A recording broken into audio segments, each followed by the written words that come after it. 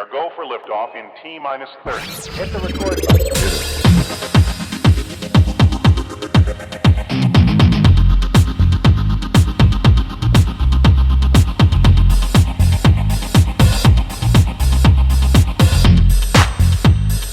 Gosh, that's swell.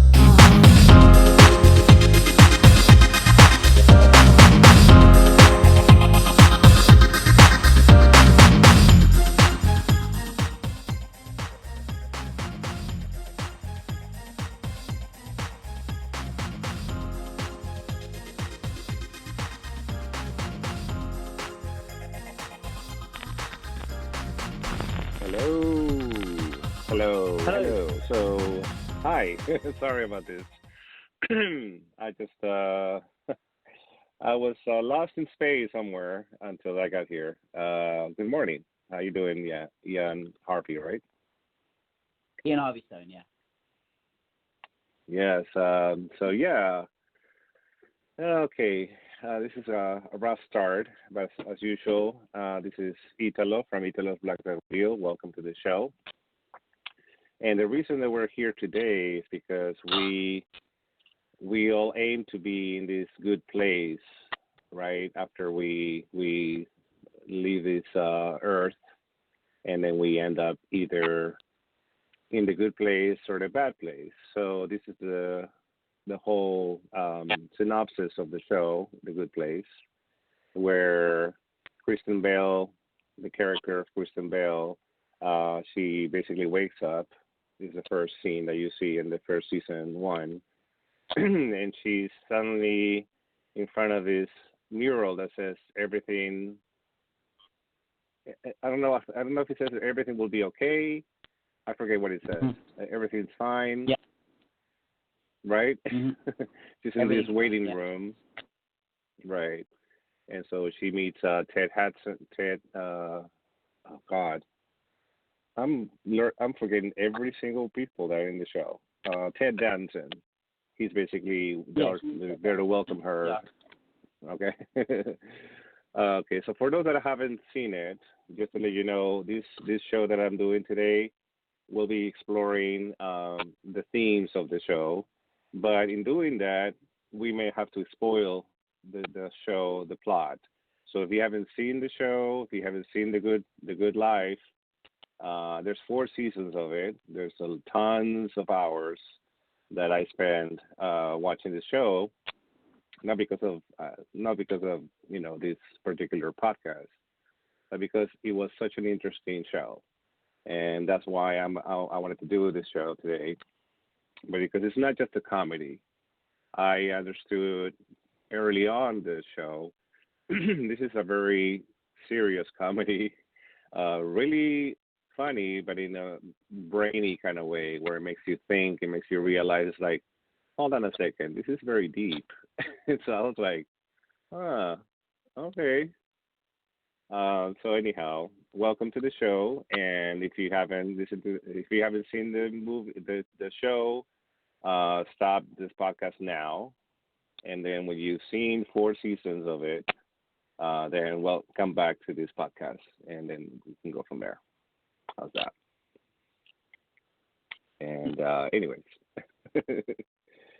anyhow, so latest Ian, who is in the show today, he responded to my request for people that wanted to be in the podcast, and he said something really interesting. I'm like, okay, we have to have Ian in the show because he's teaching a class based on the characters of the show, right? Yeah, I'm teaching a class in critical thinking, and as part of that class, one of the things that I've been doing is using elements of the good place to underline ethical principles. So we've just done a very heavy unit on ethics, and when you're doing ethics, you need all the laughs you can get. So one of the good things about the good place is that it gives them, it makes it accessible in a way that is not condescending, and is a really nice taste that most people will go, actually, I want to learn more about that. I want to follow that through. Right. So what made you take these characters from a fictional TV show, comedy, which is usually not seen, it's seen very lightly. Usually comedies are like, oh well, that's just a comedy. But what made you think it's like, wait a minute, you're saying something that rings true? And I think one of the characters that you're talking about is she meets the first character. She meets his or her soulmates that she's been paired with soulmates. Everybody has a soulmate. So Eleanor, who's played by Kristen Bell, she's paired with this soulmate of hers, and they're nothing alike. So tell us what is your inspiration? Well, I think part of it comes from wanting to convey to my students that the map is not the territory, that what you see isn't necessarily what you get. And with critical thinking, a lot of the time we try and step outside of our immediate problems so we can see the general overview, so we can look at meta-ethics, and we can step back and see in meta-normative ethics what applies to us without being in the grip of an emotion or without being too close to the problem. And by watching The Good Place, I mean, you're already taking one step away. So that's the first thing. The second thing is that the whole premise of the show is that nothing is quite what it appears. I don't want to spoil anything for anyone that hasn't seen the show. I know you've given them a warning, but you get quite comfortable in season one with what appears to be what, and that's flipped on its head entirely. And that's a valuable lesson that a lot of the time we can get comfortable with what we believe to be our truth, that we believe to be our ideas, what we use through our own sense perception to be how we understand the world. And then something can happen which makes us step back and reevaluate what we think we know, and then to adjust our belief system accordingly. Right. Because when I and I now will spoil it. I'm sorry. I have to do this because otherwise I'll be like very vague, and I hate being vague when I want to like tell a story. And anyhow, but yeah, when she basically gets into her good place, and then they show her the show her around the good place, and also her house in particular, right? Mm-hmm. And she's like, she's not a good person, and you can see flashbacks of when she was back on Earth and she was alive. She was not a good person, and she doesn't feel like she deserves to be in a good place for obvious reasons that you will see in the show. She's very materialistic. She's very dismissive. She's just a bad person. So, anyways, she meets this soulmate. His name is in the show is Chidi. Chidi is the name. So, and then he is an ethical. I don't know if he's an ethical professor or he teaches ethics. And he's a teacher of ethics. Chidi Anagonyu. Okay. Right. And then so first of all she's like, well, I have nothing in common with you. She plays it off like, oh yeah, sure, I deserve to be here, and sure, he's my soulmate, and so anyways, that's the premise or the beginning of the show. But soon enough, you realize nobody is paired with the right person. Like there's also the neighbor. I forget the neighbor's name, but she's a wealthy socialite. She's very, chic and pretty and gorgeous, and then she's paired with this monk, and you're like, wait a minute. So that's when you start putting the pieces together. You're like, is anybody paired with the right person? Like, is this right? Is this, and of course, Ted, he's the architect. And so you realize it's like, well, this is kind of like a matrix, and it's a mismatch everywhere. And the proportions of the property that was hilarious too when she's given this little property compared to the mansion that the other one gets, and I'm like, well, is that fair? Like, and so, anyways, but yeah, going deeper into it, which I like about the show is when they go into the ethics portion.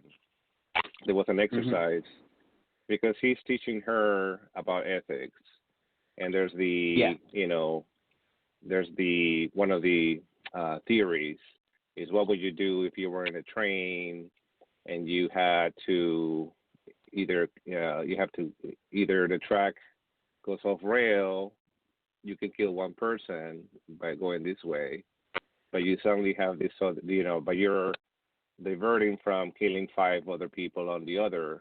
So what would you do? That's one of the scenarios, which sounds easy in theory. And then sounds like a snap of fingers and you're there.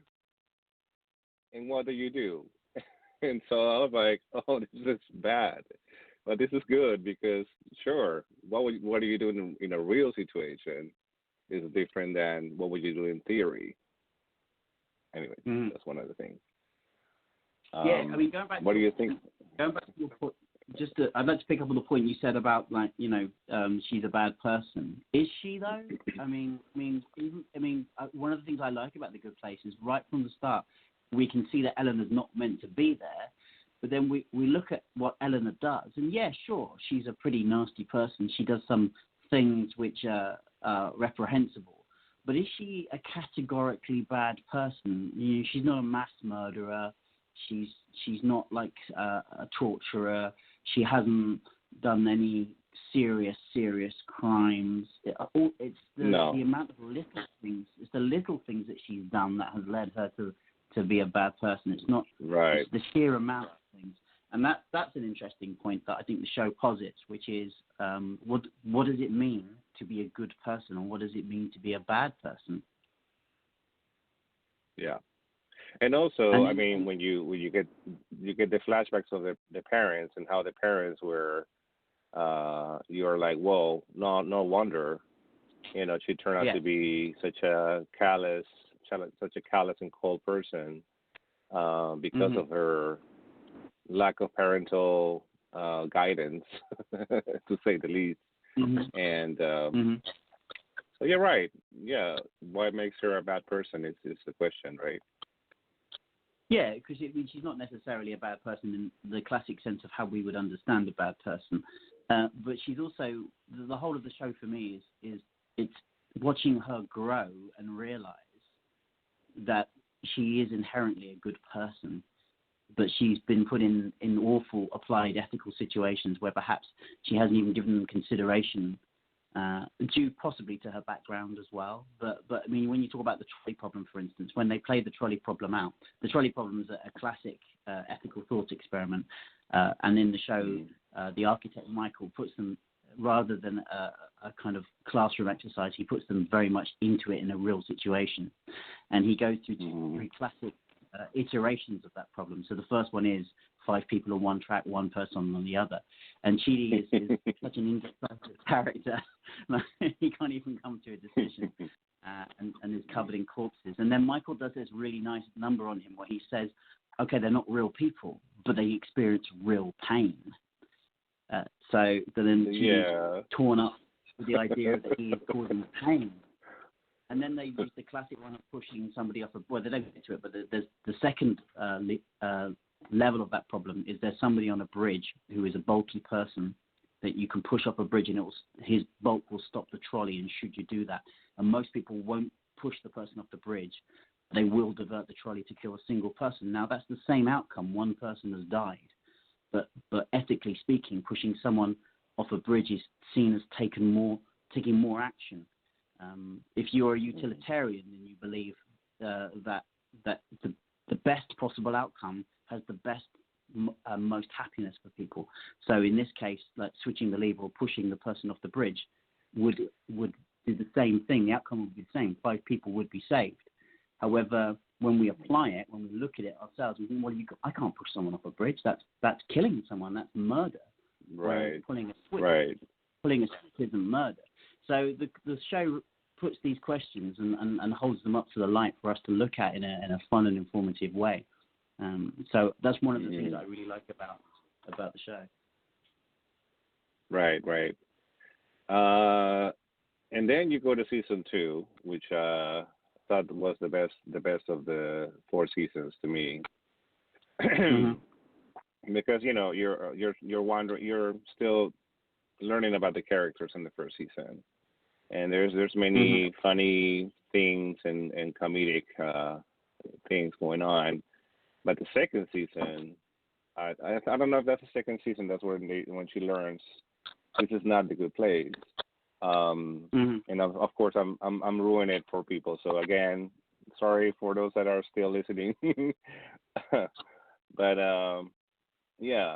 she discovers that, hold on a second, we've been in this good quote unquote good place, but yet we're fighting, and we were, it's like Ted the architect was looking for them to meet, to, I don't know what his purpose was, but I think it was to torture each other for all eternity. I guess that was the point. Yeah. Well, I think. Yeah, I mean, I think it's the end of season 1 where she finds out. That's where right at the end of season 1 where she works out that she's not in the good place.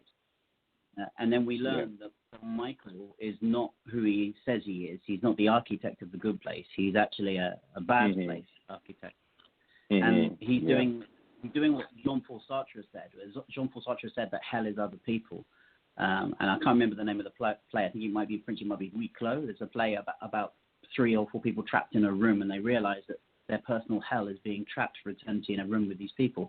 So it's developing the idea that what would happen if you were trapped for eternity with people that were so unsuited to you? Wouldn't that be hell? Oh, and look who we've got. We've got someone who is self-absorbed. We've got an ethics professor that can't make a decision. We've got a rich socialite that is vapid for the most part.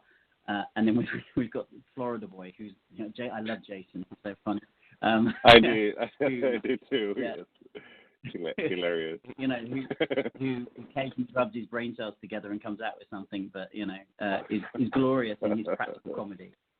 And it's just the idea of these 4 mismatched people, and it's a genius idea. Like, if you were going to put these people through the mill, what scenarios would you create to make them experience psychological torture? Right. So they do mention that it's not the standard torture; it's an experiment. For them, it's a thought experiment just as much as it is for the human. It's the devils and demons saying, how can we do this better? How can we psychologically torture humans so they don't even realize they're being stupid, rather than just stabbing them? There's a great quote he says that Ted Danson's character says. He says, "Well, we could do it the other way. We could roll out the old penis flattener, and go back to what we do." Right. And it's those little takeaway moments when you remember, oh my God, of course he's a demon. He's an evil demon. Right. And that's another funny part, because of course the idea of that we have of hell is way different than the show. And so when we see the good place turn out to be the bad place, you're like, wait, that's actually a really utopian society, I guess. Of course, there's clam chowder spewing from every fountain. That's kind of weird. And or you're eating ice cream for the rest of your life, and that's kind of odd as well. And you don't wonder about other things. Ice cream, it's or yogurt. It's not even ice cream. It's yogurt. Frozen yogurt. So but and actually, what you were just talking about something earlier, and it made me realize something. When we're pitted against some other people for eternity, right? And so I kind of like look at my parents, where I was trapped in that universe that was very toxic for a while, and I was not in control over it, and I was trapped in hell, literally, like not even literally, like figuratively. But if I was stuck with these two other people for the rest of my life, would that be hell? Yeah, that's a very good question, right? Would you with a quote unquote soulmate that you find? Do you really want to commit to them for eternity? Is that how do you know how long eternity is going to be? Do you know you don't think it's going to drive you crazy to be hundreds of years, thousands of years, millennia? No, of course. And so, yeah, the show is amazing because it makes you think. Every episode was like, huh, yeah, what would I do? And then there's Janet. Yeah. Sorry. I was going to say, but the eternity thing you bring up about would you want to be a soulmate for eternity? I think one of the things the show brings up, which is quite nice, one of the threads, is that the four main characters keep getting essentially rebooted. Every time they find out, Michael snaps his fingers and they go back to the beginning of the experiment. But everything he throws at them, every single time, the end result is one of two things. One, they discover that they're not what they think they are. And two, Chidi and Eleanor always end up getting back together. So in a way, what the show is saying, I think, is that there is someone that is there for you in all of this chaos and all of this pandemonium. There is someone out there for you, and that person is essentially your soulmate. You will find that person, come what may, whatever is thrown into your path, and that's a very optimistic element. Now, I'm British, so I don't do optimism to any great degree, but I do like that. It does appeal. It does appeal to that my sense of universal thinking that in this universe that we don't understand, that we can't understand, the one thing we might be able to understand is another human being. Yeah. Yeah, because the whole topic of soulmates, I do believe there are. Yeah, there's soulmates, of course, but soulmate doesn't mean that you have to be stuck with this person forever. I don't think that's the whole point. In my opinion, that's just my logic. Like, sure, you will find people that you're inclined to be with more than others, but you will learn from every other people that you meet, whether it's good or bad, quote unquote, good or bad. Each one teaches you something, and it makes you grow spiritually and whatnot. So, sure, she encounters all these different other characters in the show and in the little utopian place. It's like the what do you call it? The Truman Show. Basically, you're trapped in this world with X amount of people, and you end up meeting the same person, and then realizing over and over and over again. I don't even know how long they were in this trapped in this world. I think it was 800 years. Yeah. Yeah, it was this odd number. You're like, what? 800 years? Oh my God, that's torture. But it was more torturous, I think, for Ted, or the character that Ted is playing, because everything that he was throwing at them, it was like the coyote throwing stuff at the roadrunner. It's like you can never win. Yeah. And so that was comical. And it was kind of like a Groundhog Day kind of. It was like repeat. Sort of like Freud, Freud, how he says that we have to repeat things over and over because we don't learn the lesson. So we that's one of his philosophies or theories, right? That we have to do this over and over again because we don't learn the first time. So you're bound to repeat it. I think that's we only get 70 years if we're lucky on this planet. and we don't get a lot of time really if you express that as a period of time to learn from our mistakes. And what the show shows clearly to me is that these people are repeating, but every time something is changing incrementally. They're changing. Eleanor's getting better. She starts to become quite a well-versed person in ethics. Jason becomes a better person. Ted's character, the architect, starts to change.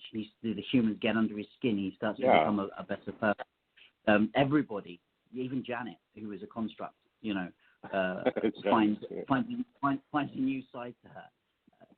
Chidi grows to love, and Tahani recognizes her faults and has an aha moment and realizes that she's got the reason she's there and that she's got to change. That was so. I think, one of the nice things is that they are in a constant state of change, and we don't get that time here. That's the problem. They don't really start living until they die.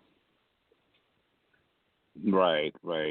Actually, one thing you were mentioning, or you just made me think when I was like, oh yeah, Tahani. And then Tahani story was interesting because, well, I don't even know if it's what season it is. I will have to rewind. I think it's towards season 3 or 4 that she's about to go to the good place, right? But she has to go through this hallway full of doors that contain people that she admired when she was alive, like Prince Charles and the royalty and so it was such a good episode where she's going through these doors and she's not supposed to open the doors. She just says just go through this hallway. And at the end of the hallway is the good place. It's very simple. And she's like, okay, it sounds simple, but the interesting part at the end is like when she gets to the last door, and it's her parents. I was like, wow, you're gonna do that at the end? Oh my gosh! And then she opens the door, and you're like, no. The only one that gets it is Eleanor. I think is the only one that gets it. There's an element there of our failure as humans to be able to follow through on things. So there was a very interesting experiment. I'm sure you know it, with Twinkies that they did, where they got a bunch of 5-year-old children and they put a Twinkie in front of them and said, "Well, I'm going to leave the room. I just have to do something." If you leave the Twinkie, I'll give you another Twinkie. You'll end up leaving with 2 Twinkies. But almost all of the children just waited about a minute and then stuffed it in their mouth. Right. Or the marshmallow, I think it was another one. Yeah. I want it. Yeah. I saw it. No, and I was gonna say something. I just forgot. But yeah, there's so many theories that are so. Every show throws like different. And I don't know anything about. Well, I do know something about narcissism and all that stuff. But about ethics in particular, or the theories of ethics. I was going to say ethnics. But yeah, ethics. I don't know about it as much as you do. So it really piqued my interest. I'm like, I'd like to actually dive into ethics a bit, because I'm of course interested in that, and the whole psychology of it, the characters was amazing to me, and so what are your students say when they see the show?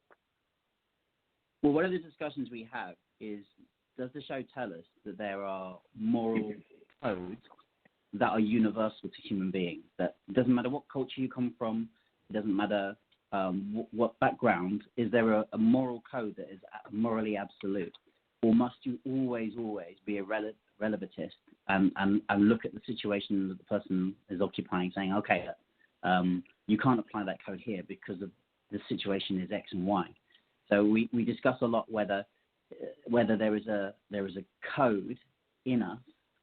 For instance, that says that, it's wrong to kill someone? Do we inherently know that it's wrong to kill someone, or is that taught to us? And is that always applicable? So we have conversations like that, and then we take it down to applied ethics. Like one of the thought experiments that the trolley problem raises is if you re-engineer that problem to say, okay, you're a doctor, and you have 5 people that are in need of an urgent organ transplant, and then one person comes in who's healthy. If you're a utilitarian, if you believe in the best possible outcome for the best happiness for the most amount of people, then you might consider cutting up that healthy person and putting that person's organs in the other 5 people. That way you've killed one person, but you've saved 5.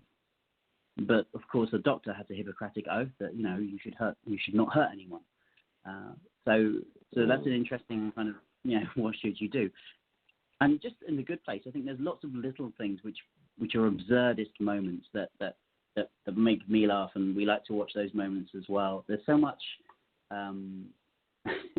little moments they try to slip in, and a lot of the time you have to pause and go back, or just like kind of zoom in on things, like when the points values come up for who got into the good place and what they did and what can get you into the good place and what can get you in the bad place.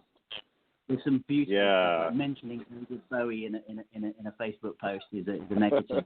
Like watching the red chili peppers, being from Florida automatically gets you negative points. Yeah, exactly. Like your intentions. What were your intentions? You did a good deed. Yeah. But was your intention, or when you bought that apple, do you know how many people were slaves for growing that apple, and do you know how many people had to die in China and whatever? It's like, no, I just want an apple. Like, why do I have to be punished? Yeah, he's convinced for the first season that the reason he's in the bad place when he finds out is because he continued to use almond milk even though he knew it was ethically unsound. Like he completely ignores his biggest failure and locates a reason that he justifies. And I think we all do that as human beings, don't we? We all think, I think people think I'm bad because of this. And that may not be the case at all. But it's the little things as well that they say, like, vanity plates is a negative. Taking your shoes and socks off on an airplane is a negative. And it's those things that they do, which aren't those things, that aren't big things, that make it accessible to a wider audience. Because you don't have to know anything about it. It's a good place. You have to know about what it's like to be a human being. Right. And then, because is there really a good place? I mean, that was the whole question to me, and I'm like, is there a place like that? I mean, do you want to be in it? It turns out, and I'm going to spoil it again, guys, so stop it right now, nobody goes to a good place for, it's been already over 500 years. Yeah. That we stopped going to the good place. And so the question is, does it matter what I'm doing? Does it matter to who? And it should matter to you, but at the end, it doesn't really matter, I guess is the point of the story. Just do it for goodness sake. Just do it because it makes you feel good, and you shouldn't have to be rewarded for what you're doing. That's basically another thing. Is like, if you're thinking of doing the good deeds for a reward,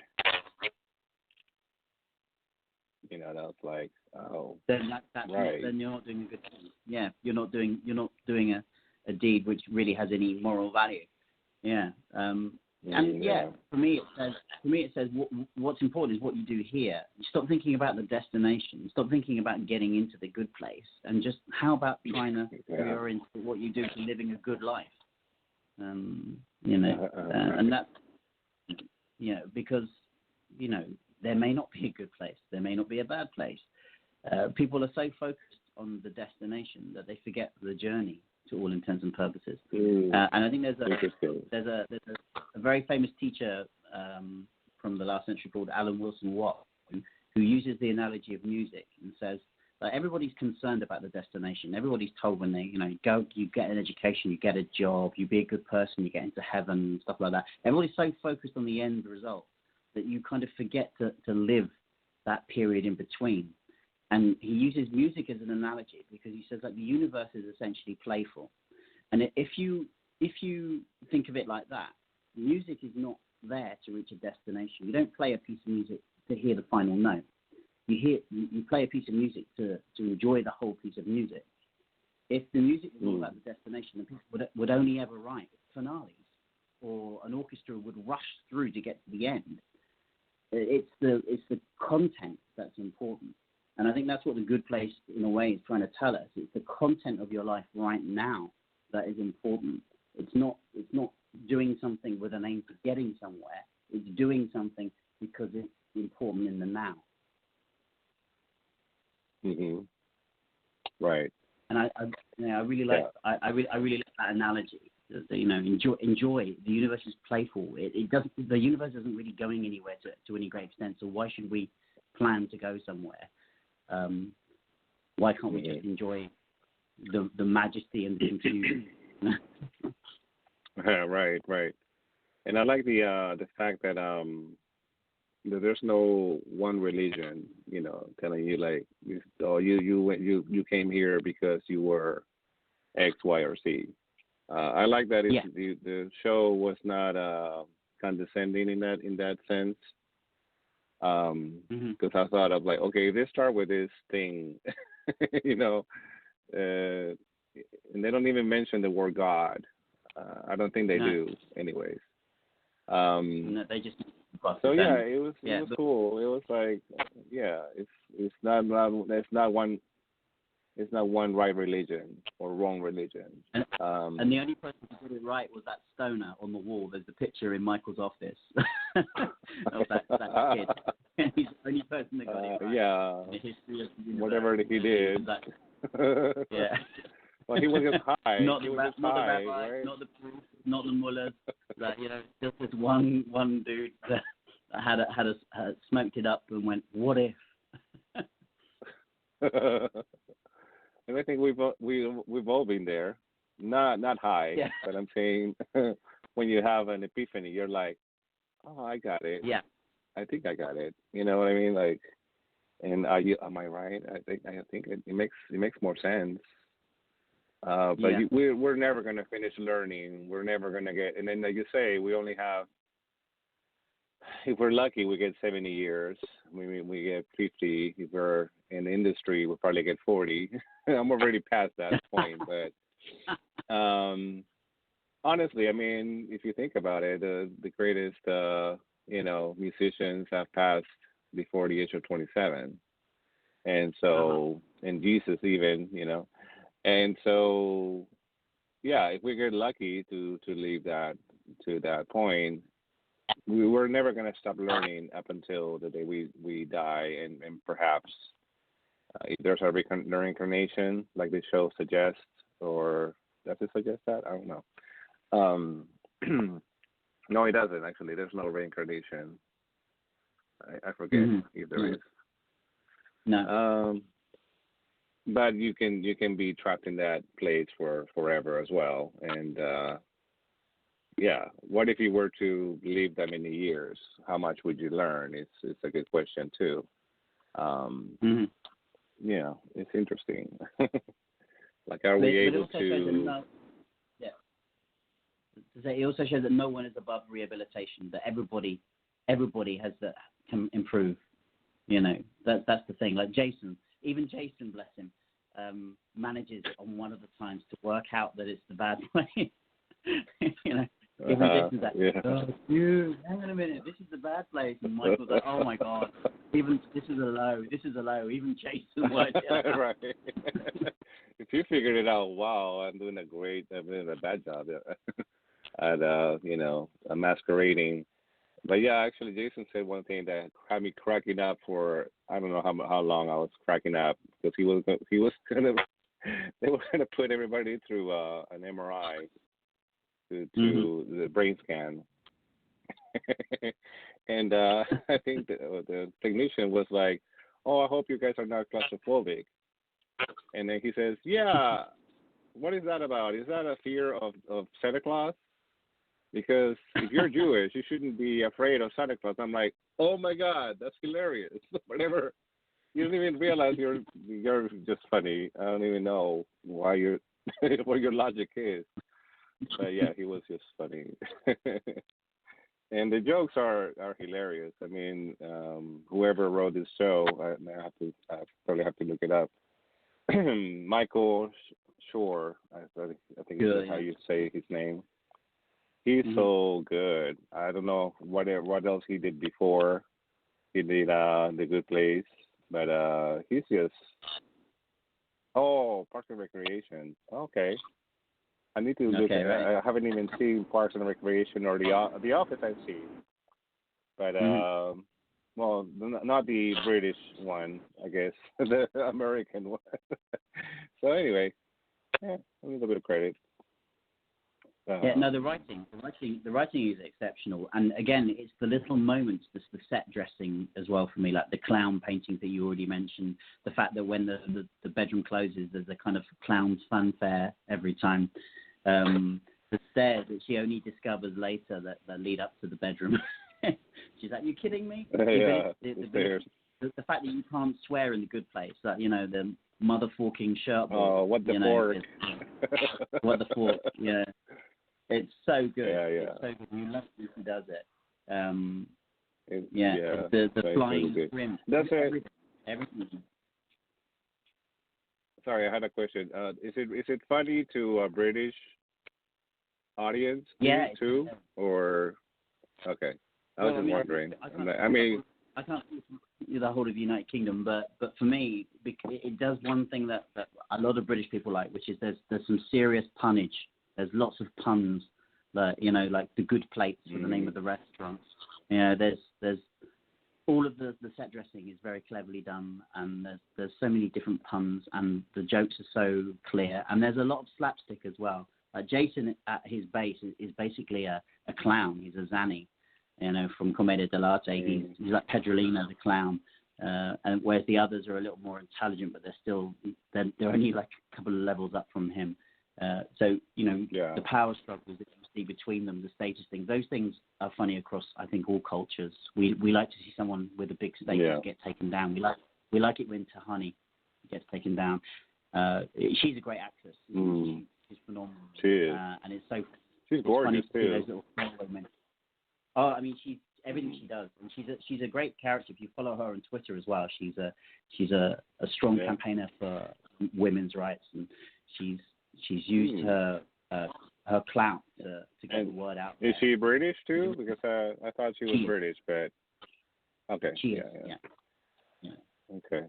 She's really. I mean, she's gorgeous, and especially when she became a centaur. Centaur? Is that how you say it? Yep. When she became a horse. I was like, wow, look at your narcissistic centaur. And she didn't like her. It was hilarious. I'm like, of course you don't like her. It's you. To the 10th power. Anyways, Ian, we have to get going. We only have a minute left, so we're gonna go back to the Good Place. But I do want to thank you for calling today, and let's do this again. Let's see if there's another show that we'd like to talk about. Sure. Thank you very much for inviting me. You're very welcome. All right. Night or bye. Yeah. I'm still sleepy. Bye. We are go for liftoff in T-minus 30. Hit the record button.